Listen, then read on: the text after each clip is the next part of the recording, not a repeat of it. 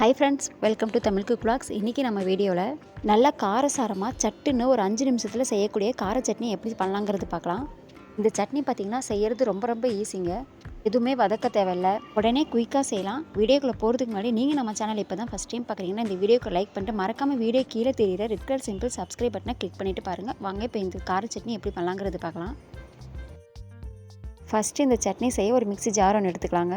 அடுத்தது இது கூட ஒரு 10-15 காஞ்ச மிளகா எடுத்துக்கலாம். இந்த சட்னி பார்த்திங்கன்னா காஞ்ச மிளகால தாங்க நல்லாயிருக்கும், பச்சை மிளகா சேர்க்கக்கூடாது. நான் வந்து 10 மிளகா எடுத்துருக்குறேங்க, அது ஜாரில் சேர்த்துக்கலாம். நீங்கள் உங்கள் காரத்துக்கு ஏற்ப கூட்டவோ குறைக்கவோ செஞ்சுக்கலாம். அடுத்து ஒரு கைப்பிடி அளவுக்கு பூண்டு எடுத்துருக்குறாங்க. இந்த சட்னிக்கு பூண்டு தான் நல்லா டேஸ்ட்டு தரும். பூண்டு கொஞ்சம் நிறையவே சேர்த்துக்கலாம், அப்போ தான் சட்னி நல்லா டேஸ்ட்டு தரும். அடுத்தது நான் பழுத்த தக்காளியாக பார்த்து 3 எடுத்துருக்கிறேன். நான் வந்து நார்மல் சைஸ் தக்காளி தான் எடுத்துக்கிறேன். நீங்கள் பெரிய தக்காளியாக இருந்துச்சுன்னா 2 எடுத்தால் போதும். தக்காளியே நல்லா கழுவிடலாங்க. கழுவிட்டு இந்த தக்காளியில் இருக்கிற மேலே காம்பு மட்டும் எடுத்துடலாம். எடுத்துட்டு தக்காளியை நல்லா கட் பண்ணி இதில் சேர்த்துக்கலாம். பூண்டு தக்காளியெலாம் நம்ம எதுவுமே வதக்க தேவையில்லைங்க, அப்படியே செய்யலாம். நம்ம ரோட்டு கடையில் வாங்கி சாப்பிட்ற மாதிரி நல்லா காரமாக நல்லா டேஸ்ட்டாக இருக்கும். தக்காளி சேர்த்துட்டு இது கூட கொஞ்சமாக புளி சேர்த்துடலாம், நிறைய வேண்டாம் பாருங்கள், இந்த அளவுக்கு இருந்தால் போதும். சேர்த்துட்டு இந்த சட்னிக்கு தேவையான அளவு உப்பு சேர்த்துடலாம். தக்காளி சேர்த்துருக்கிறதுனால தண்ணி சேர்க்க தேவையில்லை, அப்படியே மிக்ஸி ஜாரில் மூடி போட்டு நல்லா ஃபைன் பேஸ்ட்டாக அரைச்சிட்டு வந்துடலாம். வீடியோ பார்க்குற ஃப்ரெண்ட்ஸ் இன்னும் நம்ம சேனலை சப்ஸ்கிரைப் பண்ணாமல் பார்த்துட்டு இருந்தீங்கன்னா நம்ம சேனலை சப்ஸ்கிரைப் பண்ணிவிட்டு பாருங்கள். சட்னி நல்லா அரைச்சதுக்கப்புறம் பாருங்கள், இந்த மாதிரி நல்லா பேஸ்ட்டாக அரைச்சிக்கலாம். கெட்டியாக தண்ணி எதுவும் சேர்க்காமல் நம்ம சேர்த்துருக்கிற தக்காளியே போதுங்க, தண்ணி சேர்க்க தேவையில்லை. பாருங்கள், இந்த அளவுக்கு நல்லா அரைச்சிட்டு இதை அப்படியே ஒரு பாத்திரத்தில் மாற்றிக்கலாம்.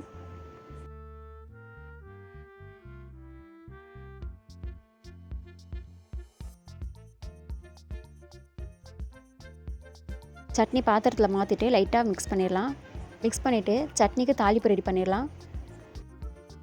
அடுப்பில் சின்னதாக ஒரு வானல் வச்சுக்கலாம். இதில் எண்ணெய் சேர்த்தலாம். எண்ணெய் பார்த்திங்கன்னா கொஞ்சம் நிறையவே சேர்க்கணுங்க. எண்ணெய் நல்லா சூடானதும் கொஞ்சமாக ஜீரகம் சேர்த்துக்கலாம். ஜீரகம் நல்லா புரிஞ்சது இது கூட ஒரு 1/2 டீஸ்பூனுக்கு கடுகு உளுத்தம் பருப்பு சேர்த்துடலாம். இது கூட கொஞ்சமாக கருவேப்பிலை சேர்த்துடலாம். ஒரு காஞ்ச மிளகாவை நான் 2ஆக கட் பண்ணி சேர்த்துருக்கிறேன். நீங்கள் விருப்பப்பட்டால் சேர்க்கலாம், இல்லைனா ஸ்கிப் பண்ணிடலாம். தாளிப்பு ரெடியான உடனே நம்ம சட்னியில் சேர்த்துடலாம். இந்த சட்னிக்கு எண்ணெய் பார்த்திங்கன்னா நல்லெண்ணெய் சேர்த்தா இன்னும் சூப்பராக இருக்குங்க. நான் வந்து இன்றைக்கி சமையல் எண்ணெய் தான் சேர்த்துருக்கிறேன். தாளிக்கும் போது எண்ணெய் பார்த்திங்கன்னா கொஞ்சம் அதிகமாகவே சேர்க்கணுங்க, அப்போ தான் இந்த சட்னிக்கு நல்லாயிருக்கும். எண்ணெய் நிறையா சேர்க்கறதுனால பார்த்திங்கன்னா காரமும் உங்களுக்கு அதிகமாக தெரியாது. இந்த கார சட்னி நல்லா சுட சுட இட்லி தோசைக்கு வச்சு சாப்பிடும்போது நல்லா அட்டகாசமாக இருக்குங்க. இந்த சட்னியும் பார்த்திங்கன்னா செய்யறதுக்கு ரொம்ப நேரம் எடுக்காது, ரொம்ப ஈஸியாக குயிக்காக செஞ்சு முடிச்சிடலாம். தோசை அடுப்பில் இருக்கிற நேரத்தில் பார்த்திங்கன்னா இந்த சட்னியை நம்ம அரைச்சி முடிச்சிடலாம்.